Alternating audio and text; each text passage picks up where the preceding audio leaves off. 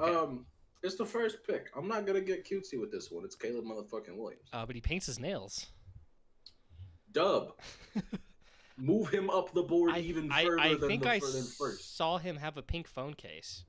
Move him even further up the board. This is a certified girl-coded podcast. You think we're not taking the nail painter #1 overall? You're out your fucking mind. It's the same reason I think I can't wait for Jared McCain to come into the NBA. You're damn right. You're damn right. Let me tell you. All something. right. One overall, Caleb Williams. Here we go. Lightweight baby. Okay. Washington Commanders at 2. Mm-hmm. The obvious discussion here is between Drake May and Jaden Daniels. Mm-hmm. I've seen some reports about JJ. Love JJ. That's smokescreen. I'm sorry. Yeah. I love JJ McCarthy. That's not happening. Yeah. That is not happening. Adam Peters is not taking JJ McCarthy. That's a smokescreen and a half. To me, this is a coin flip. To me. Okay, that's fair. And I won't hate either direction that the team goes with. Mm-hmm. But I'm going to go with Drake May. I would do the same. Yeah. In this scenario, I think he is firmly my QB2. I think I've said in the past he's my QB1. I think I've since moved Caleb back up. Okay. I'm not going to overthink it at this point. No, I'm not going to give into the prospect fatigue with Caleb, which I do think a lot of that is what it is. It's a healthy combination of prospect fatigue and fragile masculinity.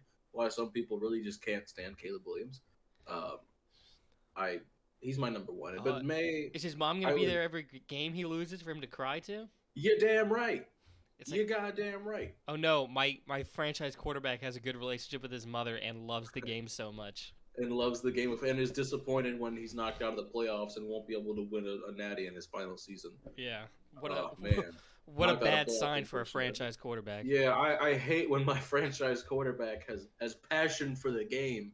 Oh my God, Jesus fucking Christ! All right, but now we are on the board with pick #3, the New England Patriots. This to me is where, obviously, there's some drama with #2. This to me is where the draft really starts because really 1 and 2 are quarterback. You know that for sure. Right. 3, this could be a quarterback. This could be a wide receiver. This could be a trade down. I was about to say this. I think the order goes quarterback, trade down, wide receiver. At least for what I think they should do. Fair enough. New England's a tough one because they are almost certainly going to be picking in the top 5 again next year, regardless of what they do with this pick. The team needs a lot of work. It just is what it is. They didn't spend much in free agency, so the roster has not gotten a whole lot better, if at all. And the hang-up here is what quarterback are you taking next year if you don't take Jaden Daniels here? Because you can take Marvin Harrison Jr. right now, and you're not going to get a better wide receiver than Marvin Harrison Jr. next year. No. But you're sure as hell not getting a better quarterback than Jaden Daniels next year. Maybe. Most likely. Maybe. I mean, I feel like there's always at least like one quarterback who just shoots up like. Not always. I mean, 2022, you had Kenny Pickett. He's been replaced after 2 seasons. I mean, like, I don't get. No, you definitely don't bank on that. Sometimes you now. Granted, Shedeur Sanders is definitely a better quarterback than Kenny Pickett was, and I would say Shedeur would quite easily be the first quarterback taken if he was, somehow eligible back in 2022. But I'm gonna go with Jaden Daniels here because there will be wide receivers worth taking next year. One thing that might be worth noting. If you look up in the top right up with the next to team needs, it says remaining picks. For the Patriots, 3. It says 3. Oh no. This is just the first round block. Because for Arizona it says 4 and 27. Oh, okay. Yeah. I thought it said they only had 3 picks. The rest. I thought that's what it meant too, but no, it's because we're only mocking the first round. This is just what it. Okay. Okay. That's what it is. All right, Jaden Daniels. All right, #4.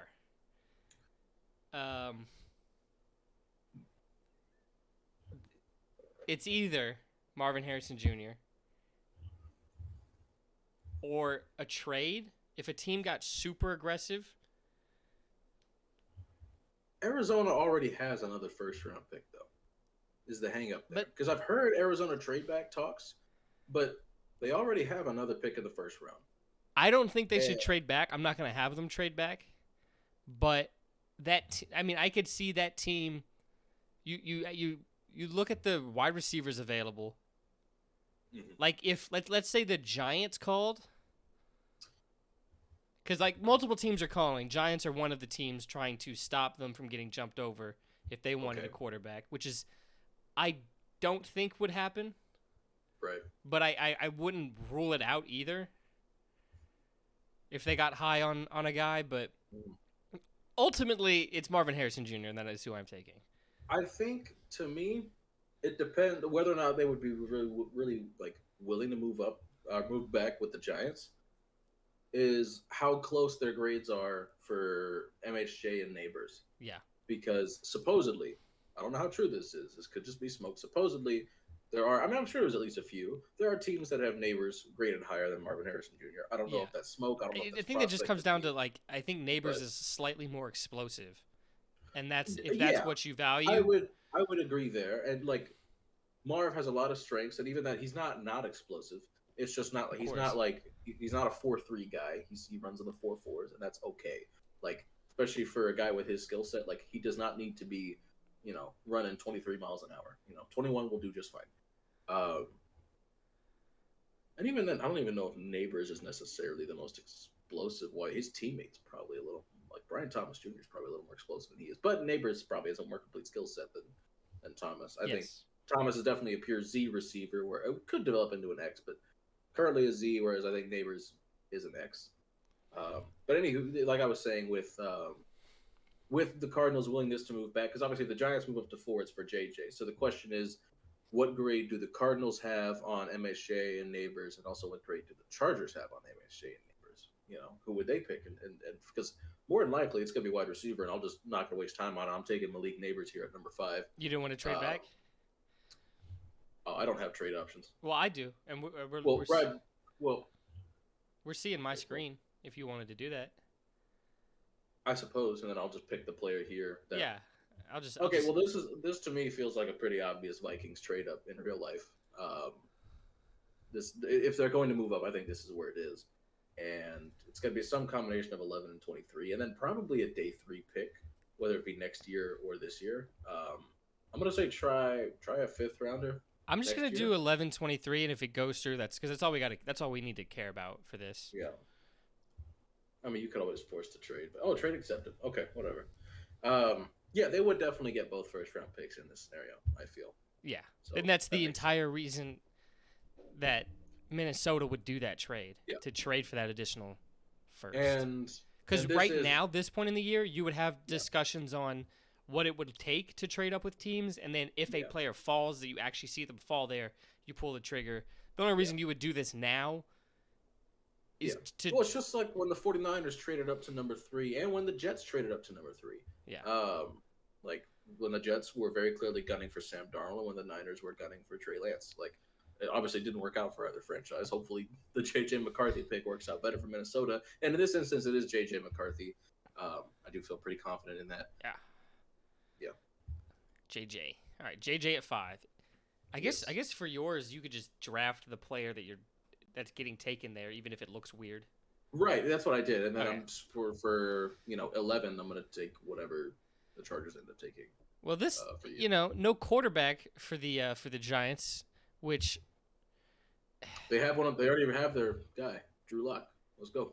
I mean, you know how I feel about Drew Lock. I would say, give my boy a chance. I feel about Drew Lock. He's probably better than Daniel Jones. I would agree with that. I would agree with that wholeheartedly. I hated that I saw him sign with the Giants because I was like, fuck, I like him. Don't play for a team in my division. Just because I like you, not because I'm not scared of Drew Lock.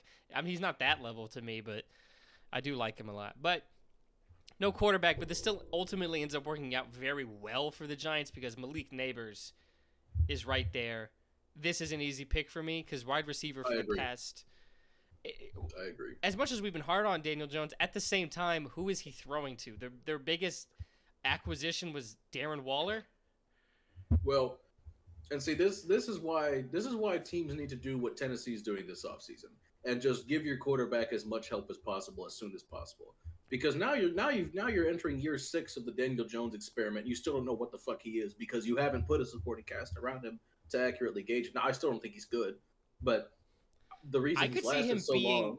middle of the pack, like I don't know, like a starter that you don't lose because of, but maybe not necessarily win because of. That's his ceiling to me. I don't think he's ever better than that. I don't think he's ever better than like maybe what Tannehill was for the Titans or whatever. I hate using that comparison every time we talk about like middle of the pack. Like we'll win you some, we'll never lose you some, but won't be the reason. Like, but that's like the textbook example. Um, but anywho, I yeah, like that like comparison though. you shouldn't be entering year 6 going, oh, we don't quite know what Daniel Jones is yet. You should know at this point because you should have drafted better offensive linemen. You should have drafted better wide receivers. This shouldn't be a position that you're in. Well, And granted, I mean, at least for the it's where we offensive are. line part, one took a year, but then was amazing, and then the other one you drafted high. Everyone thought Yeah. it was. We took him Well, yeah, about I where liked everyone Evan Neal. expected. I liked Evan Neal. It just hasn't worked out. That's Yeah. not necessarily the Giants' fault. And I like Andrew Thomas a lot. I think he's fantastic. Yeah, But how many wide receivers have they drafted? Wandale Robinson Yeah, and that's Jalen what the Hyatt. problem Neither was. of which I was a big fan of. What wide receivers have they signed? Well, They traded for Darren Waller last season. I am forgetting his name. Who was like the ultimate, like Kenny Galladay. Okay, Yes. I remember. They Yes. tried with Kenny Galladay too. So they have tried a little bit. it's but almost like right method, but Yeah. it's just not working out. you are locking in Neighbors, correct? Yes, Neighbors at 6 for Yes. sure. Okay, so I mean the process hasn't been abysmal, but I don't feel like No, they've it hasn't been committed hard. They didn't commit hard. Like Tennessee in one offseason has signed Lud Cushenberry, signed Calvin Ridley, about to draft. I'm just gonna say it right now. It's 7th overall pick. This is Joe Alt. Lock that shit in. I'm not even gonna waste time with this one. Probably about to draft Joe Alt. Like in one offseason, this team is like they've got DeAndre Hopkins, who they signed last season. They signed Tony Pollard to pair with when they drafted Tyjae Spears last season. They drafted Peter Skoronski last season. Like, Well, in the Dayball era, have they had the cap space in a season that the Titans had this season? I not doubt it. necessarily, but I mean, whose fault? Like they fucked up their. Well, that's cap the situation. Giants as overall right. from previous No, that's years. that's not Dable's fault, obviously. But I'm just saying, like, in the Daniel Jones era, it has been some hilarious mismanagement, and now you're entering year 6 and you still don't know what your quarterback is because you have failed to put enough pieces around him to where you feel like you can accurately gauge him. And like, it shouldn't take you 6 years to figure out how good your quarterback is. It should take you 3 at most. It's only going to take Tennessee 2. If Levis fails this year, it's pretty obvious he's the problem. Mhm. So, not that everybody needs to figure it out by year 2, but like it shouldn't take you 6 years. It should take you 3. 3 years is the shelf life. So, is there anything you wanted to say on the Joe Alt selection, or is this just so obvious you don't even need to? It is, but I mean, like, I don't know. I'd go ahead and hand the Lombardi to Nashville at this point. No, but I mean, like, not quite the pass protector that Olu is, not quite the run blocker that Fuaga is, but in terms of all-around tackle, he's pretty clearly the best one. I don't think Bill Callahan's going to have any issues coaching him up even further. He's got plenty of tools. He's not like the biggest freak ever, but he is 6'8" and moves very well for his size. So I'm not worried about it. He is a mountain of a man. He moves well. He blocks well, both pass protection and run blocking. This is a franchise left tackle. This is a plug and play. Yep, 10 years of premium left tackle play. Probably gonna have like 4 or 5 Pro Bowls thrown in there. Like, yep. Next, like, this is a guy that goes top 5 in any other year that doesn't have this many blue chip prospects in it. So the fact that you can get a guy as good as Alt at 7, yeah, lock that in. Don't even think twice about it. That's a franchise left tackle. Yeah. And then we move on to the Falcons. This is a fun one. See, this is an There's interesting a one. lot to go with here. Okay, because I'm trying to think of the mindset of a team, and it's kind of tough because this is new head coach, new vibe, Yes. new quarterback. Do they say fuck it and give him another weapon to work with, or does the defensive coach say give me some firepower to work on that side? And they had a great defense, or at least a pretty good defense last year. Yeah. So, I will say there are two holes in particular on this defense that I feel.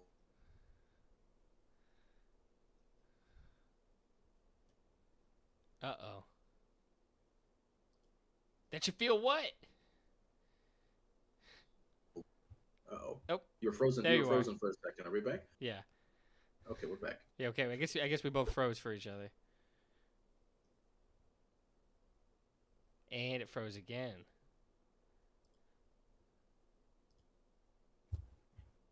There you are. Not ideal. It's freezing again. Yeah, There it we are. froze for me too. Um, what I was saying is they have two specific holes on defense that I think are likely fills here. Um, I'll let you do your thing, but I like personally. I think I mostly two spots. I'm If you two want to, you players can in go ahead and particular. say I'm them really because looking after. I'm not watching Falcons game. I wasn't watching Falcon games last year, so Okay, I don't know what they are. I Is it the corner? Is I'm it a corner? thinking it could be. I think you could very well take corner here and give AJ Terrell a true CB2, and then also this team has really struggled the last several years to get pressure off the edge, Hmm. and they've tried with Arnold Ebiketie, and that's just not enough. And like to me, my dream fit here is Dallas Turner out of Alabama. That would be Yeah. That's who I would lean most towards personally. This is your pick. Do what you want to do. That is If I was taking an the guy edge, the guy in my head canon I mock most often to the Falcons is Dallas Turner. for me, if he, I guess I'd have to say my understanding of Latu Mm-hmm. is that he seems like he's good to go. It seems like he's been passing medical, and to me, it's like a yes or no for the medical. If it's Yeah. yes, he could play. I think he could be edge one. Yeah. Yeah. I'm with you. So if he clears your medical and he's your edge one, that's who I would take. Yeah. Oh well. I mean, go ahead and take Latu. Latu's a great player. Well, I don't know. See, this is tough. Who's the wide receiver two there? Um. Because Drake London's the one. Johnu at tight end. Bijan at running back. Well, John is not the starting. Not tight end. Jonnu. Kyle Pitts is the starting Pitts. tight end. Sorry, other underwhelming. John who left. tight I end. think. Yeah, Johnny's he's with back in Miami England, now. right? Or no, he's in Miami. That's right. Um. Other Who was the underwhelming Falcons tight wide end. receiver too? Let me Google this.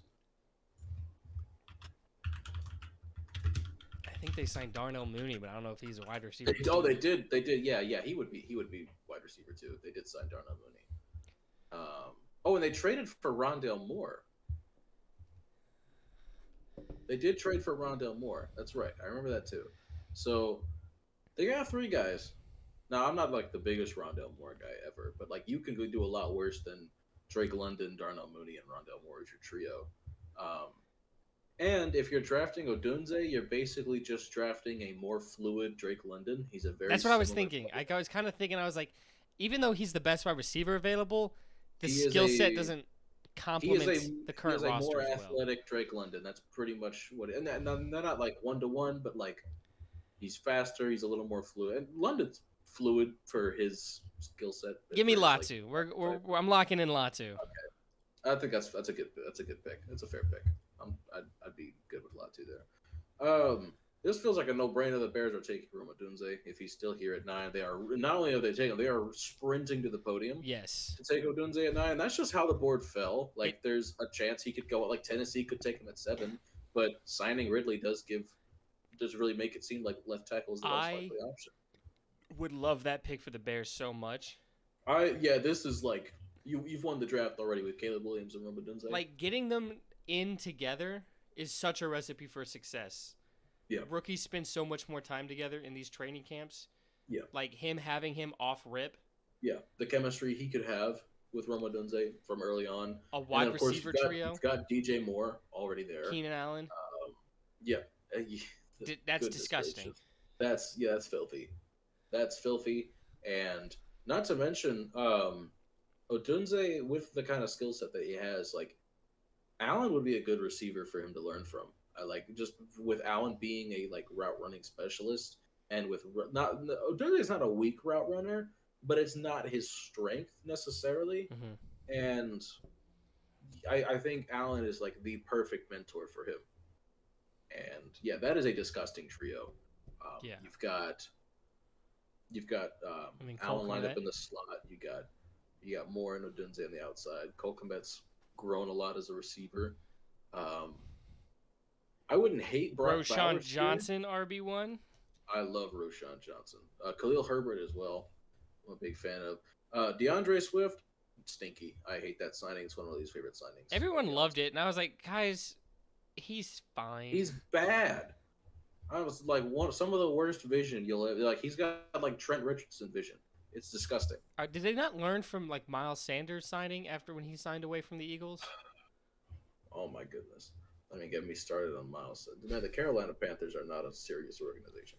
Anywho, the only like there's a couple of the guys you could consider here. You could consider going We still talking about offensive the line Bears? somewhere if you're the Bears. Yeah, like you could consider Byron Murphy from out of Texas. I'd like that pick a lot if they did.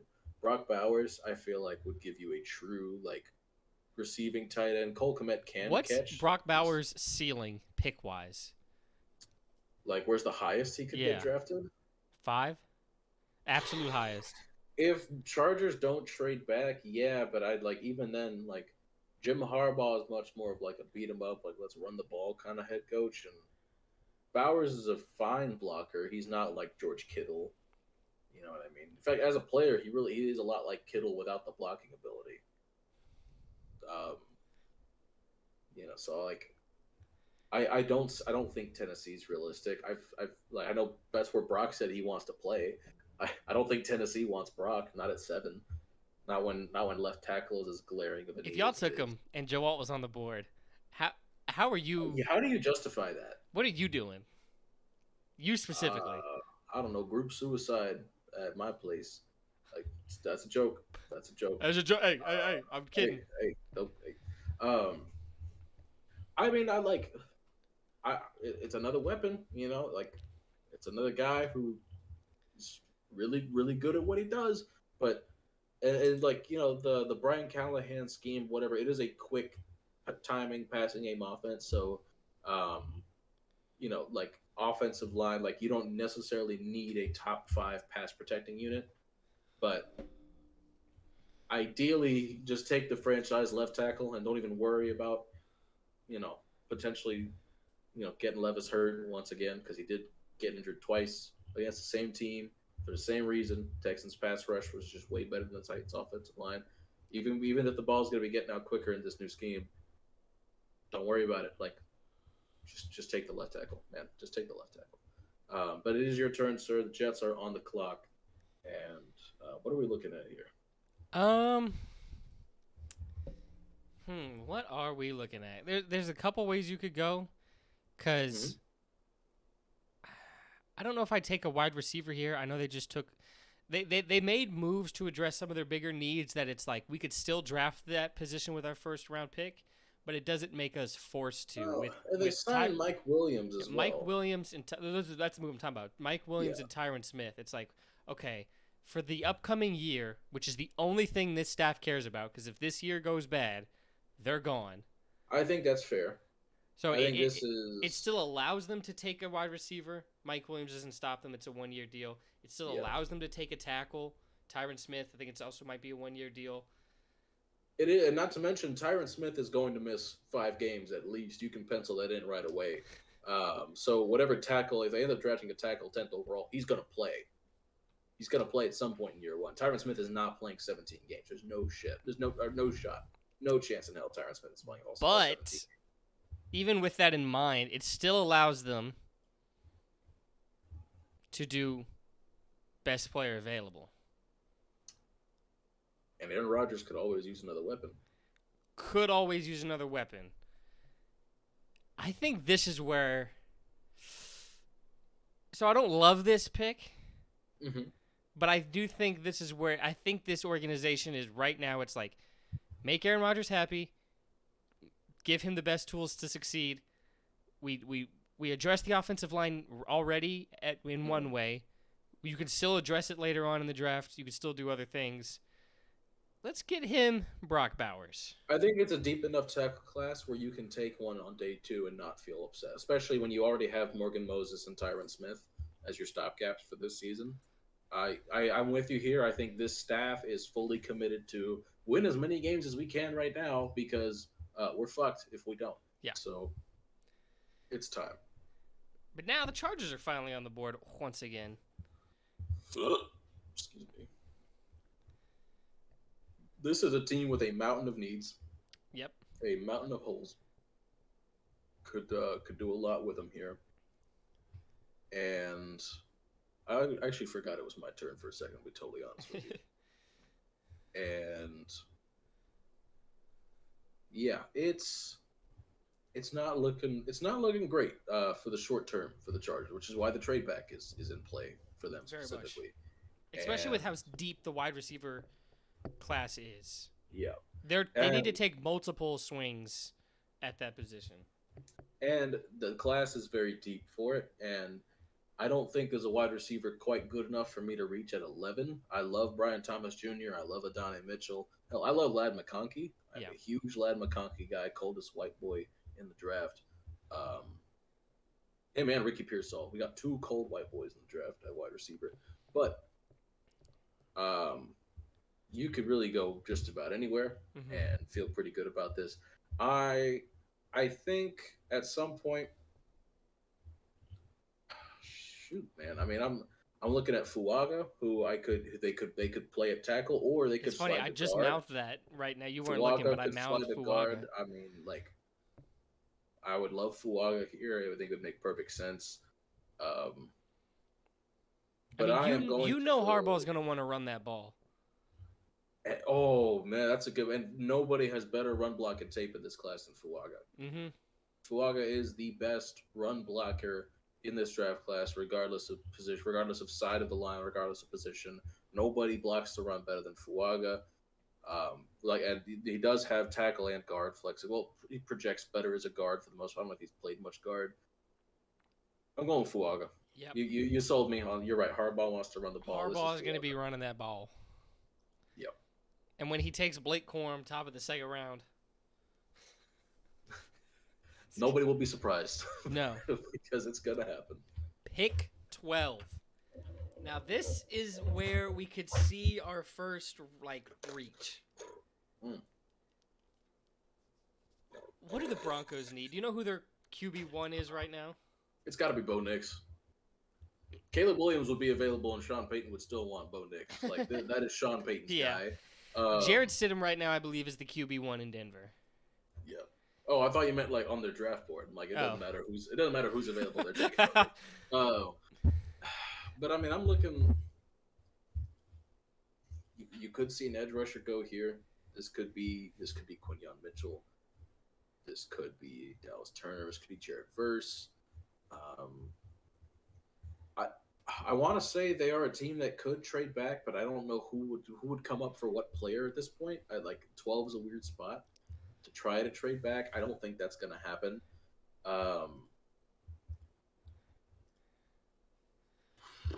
Yeah, I mean, you got a few different options you can go with here. If you want to reach on a quarterback, which is what I'm gonna do. I think it's Bo Nix time. I think it's Bo Nix time. I think Sean Payton's got a man crush on this guy. Probably. I'm taking Bo Nix. And if it wasn't Bo Nix, the Sean Payton man crush at quarterback in this draft class, probably Austin Reed, if I had to guess. Probably Austin Reed because his combine was pretty ridiculous. Like Sean Payton does love his athletic quarterbacks. It's kind of a thing. Which is funny because the one he's had the most success with is Yep. a pure pocket passer. Yeah. So, but anywho, yeah, it's Bo Nix, and I don't feel terrible about Bo Nix just in a vacuum. I don't. Is he going to be a much better pro than Kenny Pickett was? I don't know. With Sean Payton, yeah. I suppose you're comparing Sean Payton to Matt Canada, yeah, you're probably gonna have a little more success under Sean Payton, but Look, we'll see. in my We'll see. mind, maybe not where every team is currently slated, they would take them there, but I Yeah, feel like there should be like 6 quarterbacks, 7 quarterbacks, probably just 6 quarterbacks going in the first round. If you don't have, there's too many teams with a quarterback that I'm like, do you really trust them? yeah, That need to be drafting one. Like, and it'd be taking Hail Mary type shots at quarterbacks. yeah.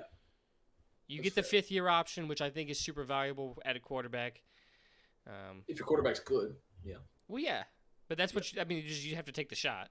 yeah. No, I get it. I'm like, fuck it. Like, have a team trade back at the end of this round and take Michael Penix. Just if you don't have a top guy, keep taking shots on guys. Fair enough.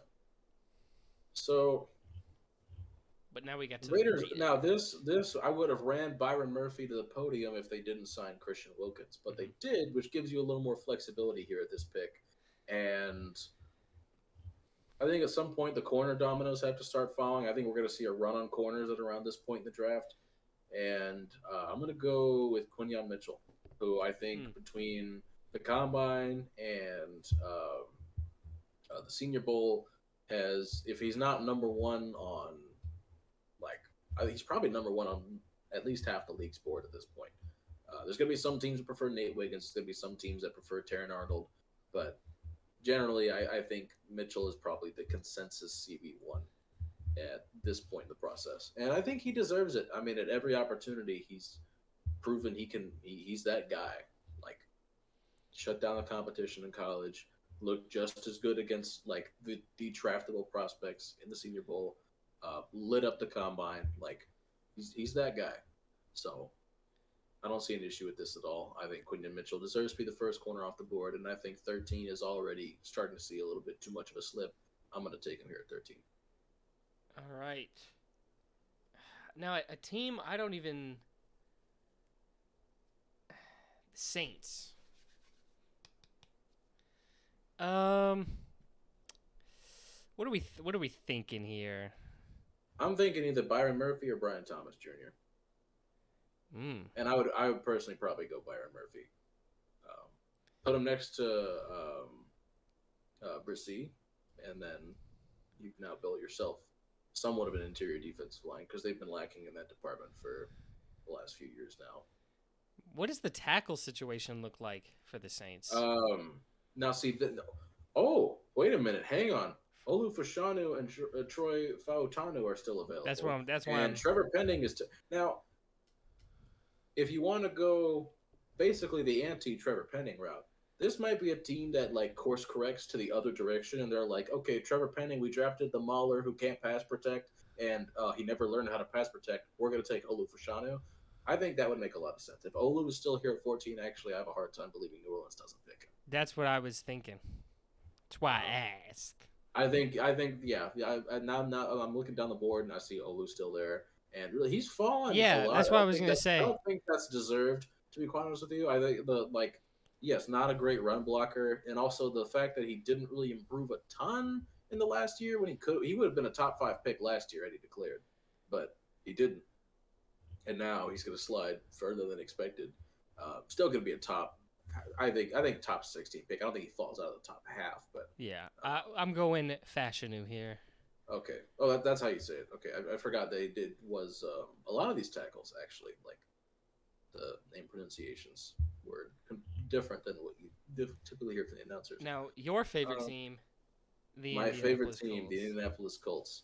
I'm locking this one in pretty early. This is Cooper Vagine. Oh, my White King. Yep. I look. It pains me to give the Colts the. Well, I would say Cooper DeJean's probably the coldest white boy in the draft, but I mean, Lad McConkey and Ricky Pearsall, 2 other cold.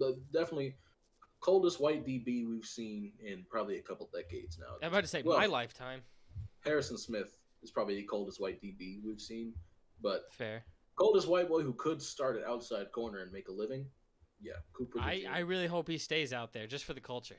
Just for the culture. Yeah, leave him out. This is step 1 to making the Seattle, Jim Crow Bowl a real game. I could see Seattle being a sneaky trade back team, but only a handful of spots because like This would be a interior team. offensive line is such a glaring need for them. Yeah, Like just and there's gaping hole. some good offensive linemen available here. Yeah, But you have Jackson Powers Johnson, you have Graham Barton. Um, if Fuaga was still here, you could consider Fuaga and slide him to guard. Um, Latham, I know some people think Latham projects better as a guard, I've heard that. and not only that, Abraham Lucas has had some injuries. So if Abraham Lucas continues to not be healthy, you've now got right tackle insurance, which is what Latham played in college. So I think Jackson Powers Johnson, J.C. Latham, and Graham Barton are all good choices here for Seattle if they stay at 16. That's probably where my head's at.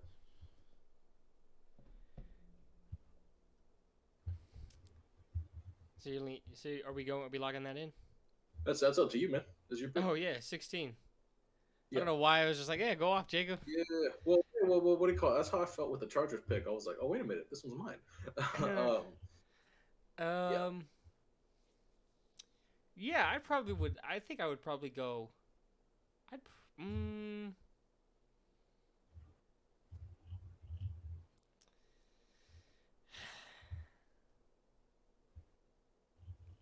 do I? Is You got a few guys to choose from here. I get it. Like yeah. you I'm probably got. so I'm going back and forth between saying fuck it, this is what we need, and taking Jackson Powers Johnson, or Well, hold that thought because Graham Barton actually has played center, guard, and tackle. Graham Barton can play any position on the offensive line. In fact, he actually started his career at center. So if they really want a center, there's no shame in taking Graham Barton. I know some people who have higher grades on Barton than Powers Johnson. Personally, I think if you're taking a guy with the intention of him being a center, I would take Jackson Powers Johnson because I think he is the best center in this class. But if you're taking just interior offensive line in general, it's Graham Barton just as good of a guard as Jackson Powers Johnson as a center, probably. And he does have that center flexibility as well. So it all depends on maybe Seattle, because they need both, they just take Barton and try to line him up wherever their best offensive line combination is. And again, if for whatever reason, if Abraham Lucas goes down, you at the very least have tackle flexibility with Graham Barton. So I don't know. I like Barton is probably my favorite choice here, just because I'm going between he, Jackson Powers Johnson, J.C. Latham, and Graham Barton. yeah, Is yeah. But that's my argument as defense attorney for Graham but Barton. would a He can play team all. at 16 draft a center? Because I feel like that's a position that gets a little disrespected in terms of value. At 16, maybe not quite, but also Jackson Powers Johnson's really fucking good. What So did Linderbaum? Where did he get he drafted? went 18. I don't know why I'm thinking that. late teens, early 20s, I think, to Baltimore. But I mean, if you're drafting a guy with the intention of him being a center, but I mean, Graham Barton could be drafted with the intention of him being a guard. And then, I mean, who knows? Maybe they really fallen out of love with Abraham Lucas with the injuries. I don't know. Let's see. Linderbaum went Oh, wait a minute. 25th. If Linderbaum went 25th, I just have a hard time seeing Jackson Powers Johnson going 16th. Okay, that's fair. Let's go. But is Seattle a team that's gonna care? I mean, they could take Dallas Turner for all we know. Because quite frankly, Turner at 16, the value is starting to look really fucking good. That's a great point. They did just get a defensive head coach. Or Jared Verse as well. I mean, but I mean, Mike McDonald does love athletes. Well, from what we saw in Baltimore, anyways, and there are a few athletes better than what Dallas Turner is. So Then let's go Dallas Turner. the Dallas Turner fall stops now. Dallas Turner 16. I am once again drafting for my favorite team. It's Jacksonville, and Let's see. Byron Murphy's still on the board. I wouldn't take him here. Oh, here I'm drafting from my whole division too. What do you know?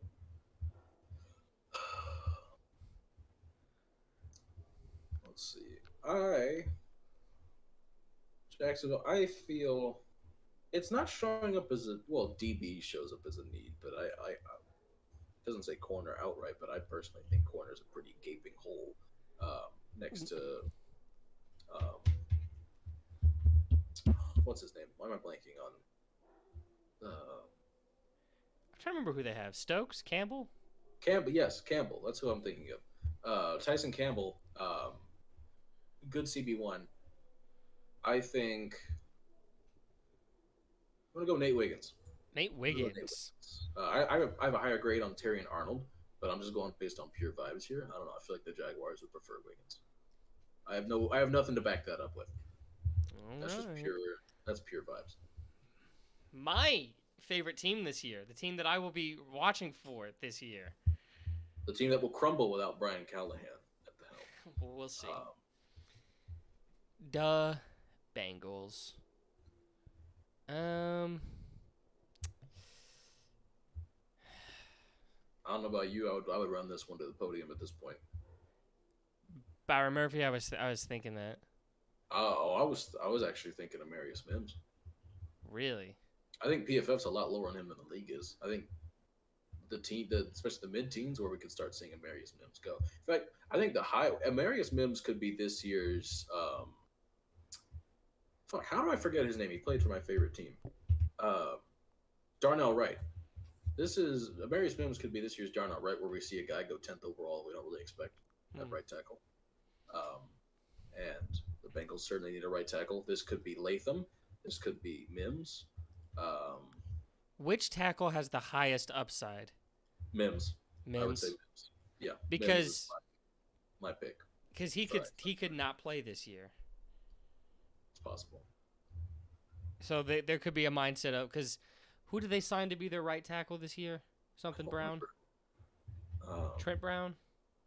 Did they sign Trent Brown? So yeah, they signed. I think it was somebody Brown. Hold on. Somebody's last name Brown. Okay. I thought Trent Brown was still available, but maybe not. Maybe the Bengals did get him. And if so, you don't necessarily need to go Mims here. You could just run Byron Murphy to the podium, because you did lose DJ Reader. Yeah, so he signed with the Bengals, but if it's a 1-year contract, yeah, then this could be a Marius Mims because a Marius Mims is a very inexperienced tackle. Did not get a whole. He's like the Adonai Mitchell of tackles, where you're just assuming he's going to be a better pro than he was. Funny enough, both Georgia players, because Mitchell was at Georgia before Texas. Where you're just kind of assuming he's going to be better in the NFL than he was in college, and that he's going to play more because he projects that way. But there is a bust factor with Mims. I've made my mind up. Okay. I think the Bengals have put themselves in a really good position to go best player available. I'm going to go Byron Murphy. Yeah, that's fair. Especially it's kind of a bounce back year.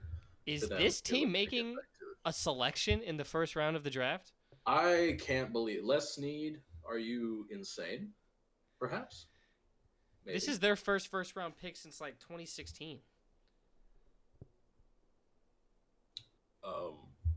Yeah. It's been shit. Has it really been that long? Let me Google it while you. Was Jared Goff the last player that took in the first round? I think there has to be one more. I don't know. Well, the last time the Rams made a first round pick, it ended up being Jared Goff. Wow, it has been That's long. Crazy. Imagine they trade out. That would be. Shit. That'd be hilarious. They trade him for players, though. Yeah, typically.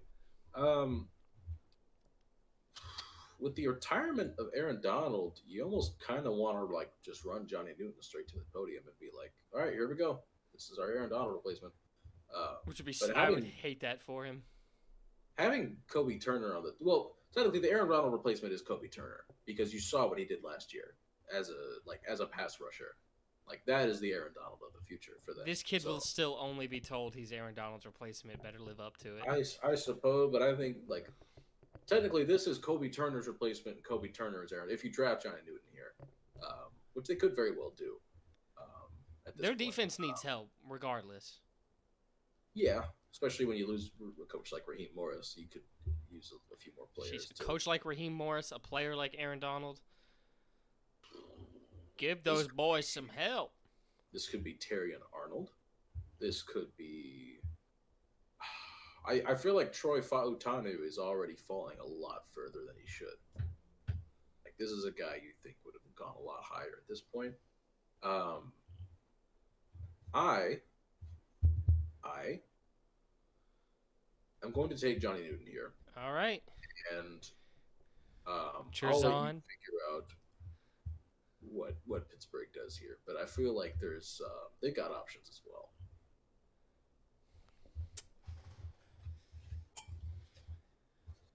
The Steelers. This is a team I really don't know anything about because why would I watch them last year? Mm-hmm. Who has the biggest Steeler vibe? Um, what you could do if you want to get real cute here.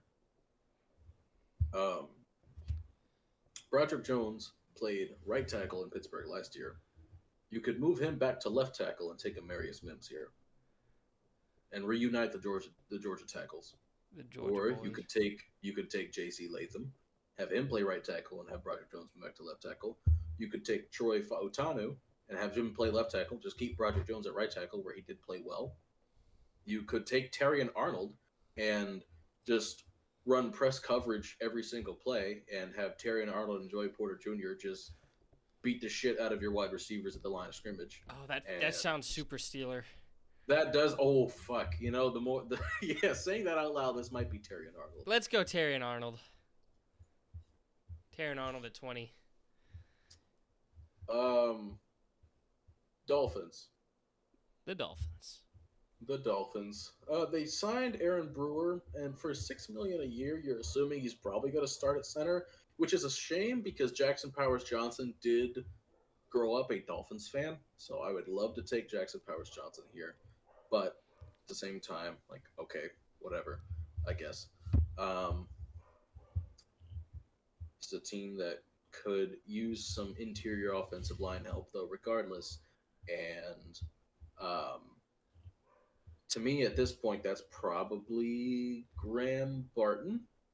Mm-hmm. If I had to say anybody, I'm gonna go Graham Barton here. Graham Barton at 21 overall. He's got enough flexibility to where Miami can play around with him, and if they want to play him at center, they can. I think he would more than likely start at guard for them. I do think I don't love Aaron Brewer, obviously, as has been previously discussed, but I do think ultimately he's a good fit for the scheme, at least, at center. So I think they keep him there, and I think Graham Barton slides in at guard somewhere. All right, Graham Barton, just call 21. Call it what it is. All right. Now, Troy Fautanu still. This is he's gonna go higher than this in real life. There's just no way he slides this far.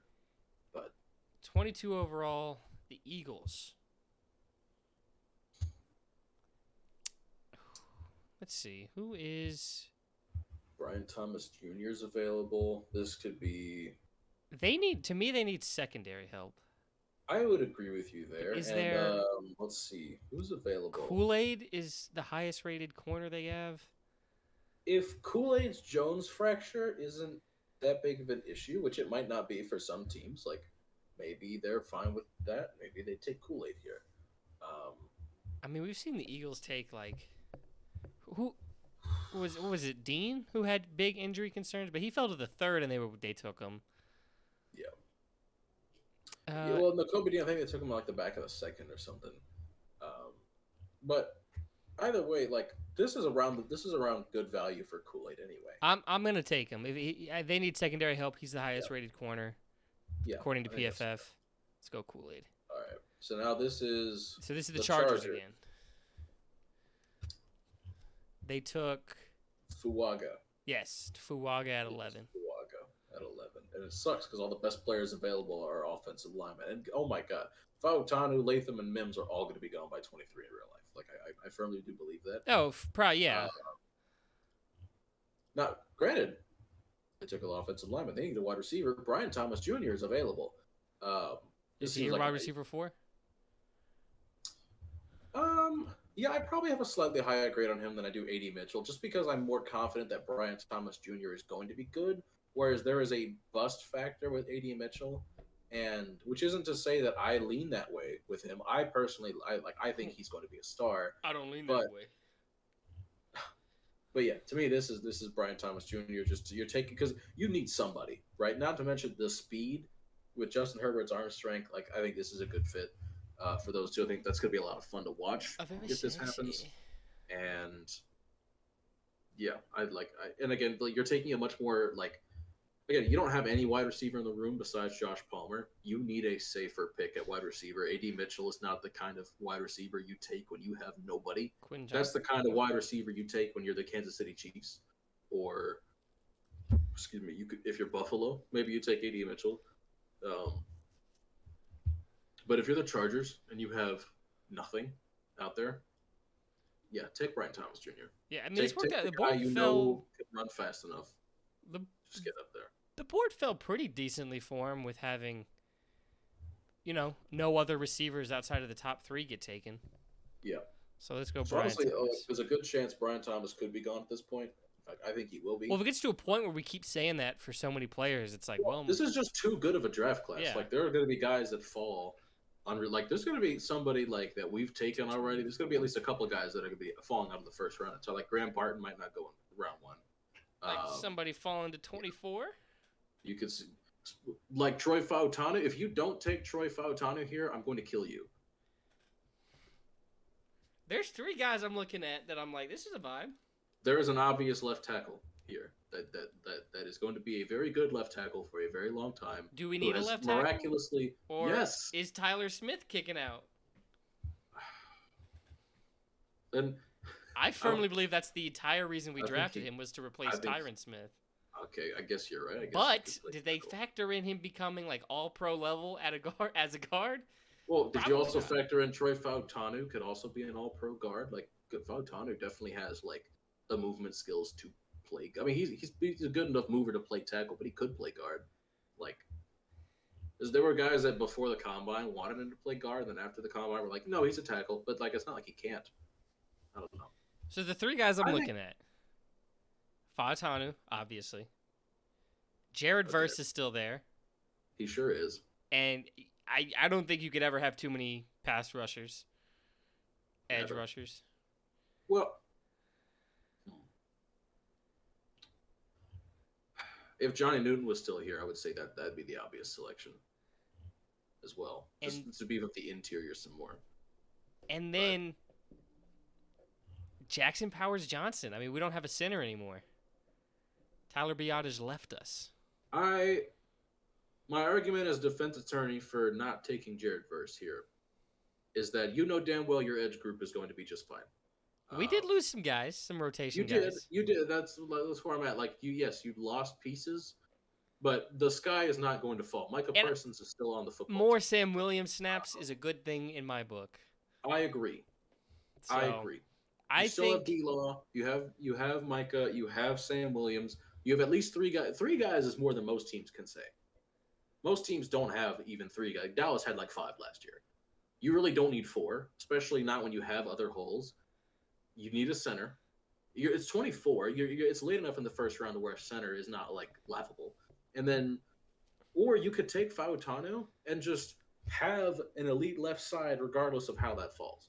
that's what I'm leaning towards. Because if there's one thing I trust the Cowboys to do, it is put together a good offensive line. Yes, and if you take one of these 2, I think either one's. I think either one we could do here, and then if I could see us hitting on a later pick in the draft to be on the offensive line. Yeah. Mainly on the interior.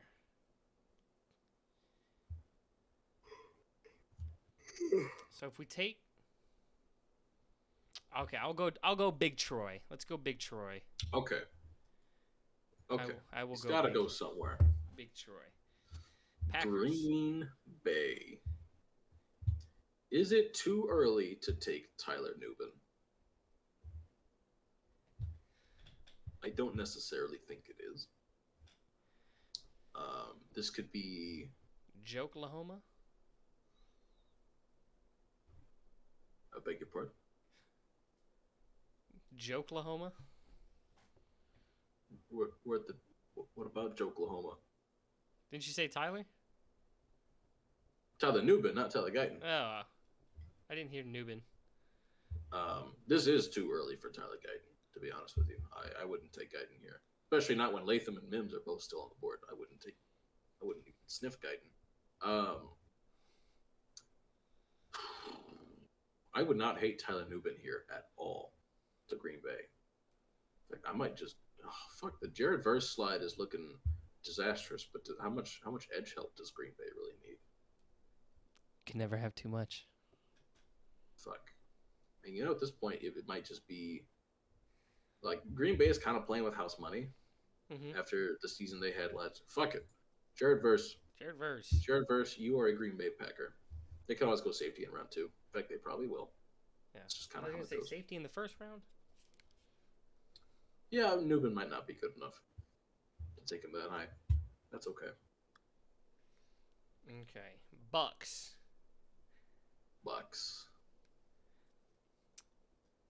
You got a lot of holes, man. You could. In fact, with the retirement of Ryan Jensen, it's probably Jackson Powers Johnson time. I think the fall has gone on long. Yeah. That's just my 2 cents on the matter. You're probably right. If Verse was still here, you'd probably take Verse. But with him being gone, we'll go JPJ. You re-sign Baker. You want to protect him. Go get Jackson Powers Johnson. You kept Mike Evans. Mm-hmm. We'll go Jackson Powers. That leaves us Arizona. Yeah.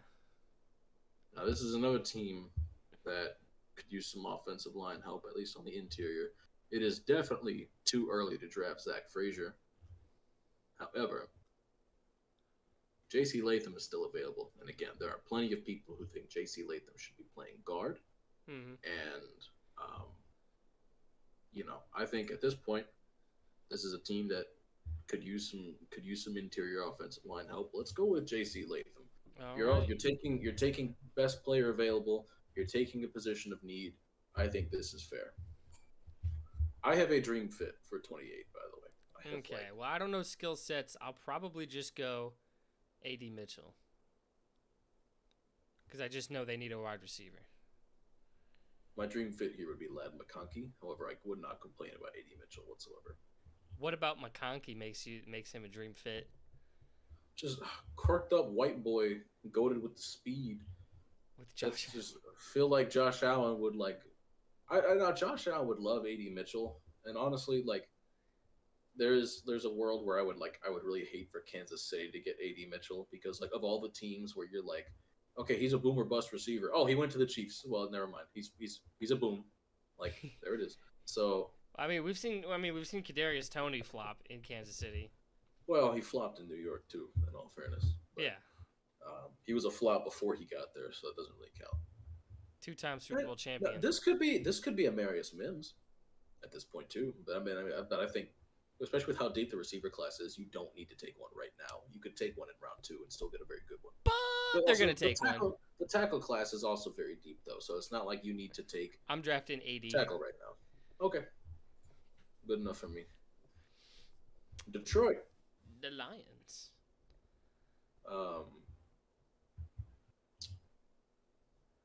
Yeah.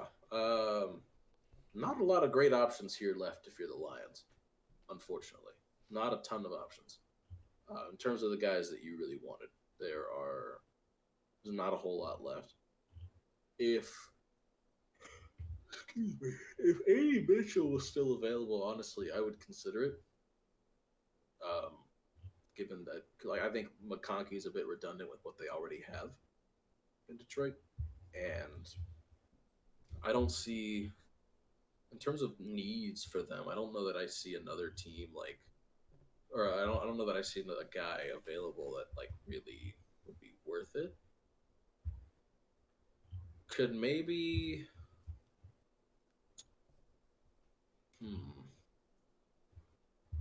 I could see Jordan Morgan tackle out of Arizona, except he would not be playing tackle. He would be playing guard. Mm-hmm. This could be a Chop Robinson pick. This could be Chris Braswell.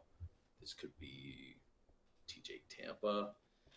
I'm gonna go with Jordan Morgan, and he's gonna play guard for them. He's the Jonah Jackson replacement. Jordan Morgan, Arizona.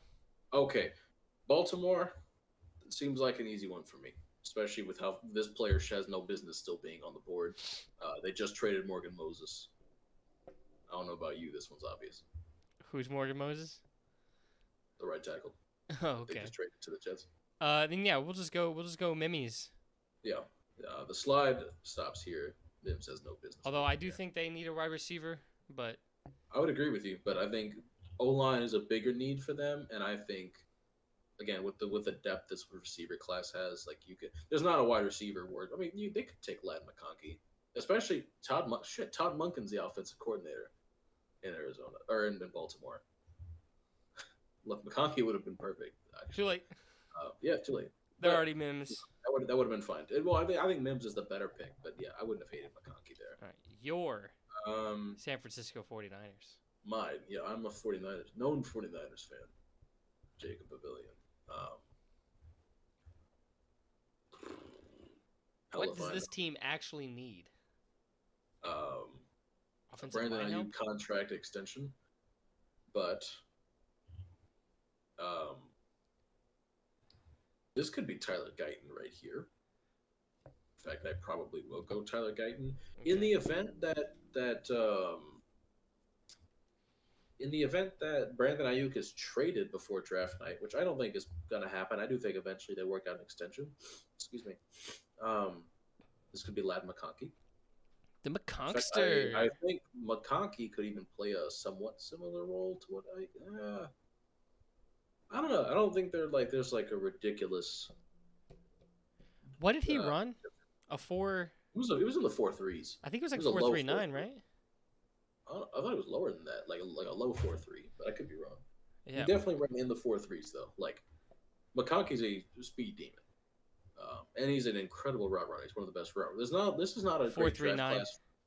Okay, you're right. It's not a great draft class for route runners, but in general, there are he's a great route runner, like regardless of like not even just comparing him to the rest of the draft class. Like on his own, he's a phenomenal route runner. McConkey is. But I mean, he's a white wide receiver, but he's got to be. Yeah, this is Tyler Guyton though. Tyler Guyton.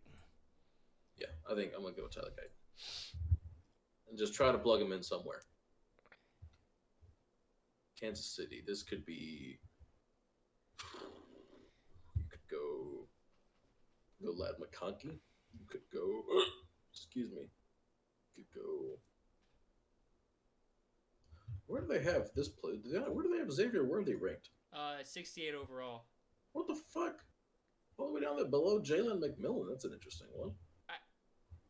I mean, if you look at the overall ranks, it looks like they don't actually have too much separation between receivers. No, not necessarily. I guess there's like a quick tier off, but Chiefs shock the world and take Luke McCaffrey, wide receiver out of Rice. How far down is he? 170. Oh yeah. Or 181. 181. Yeah, 170 is his ADP. No. You could go Ladd McConkey. You could go. I think Andy Reid saw this player run his 40 time and go, ooh. Mm-hmm. Oh, that boy can move. That boy can move. Very fast. Very, very fast. And I think this player could track the ball. You know, I don't think this is going to be a John Ross where we just see a dude run fast and then not do anything else. I agree. I think this is a player. I'm going Xavier Worthy.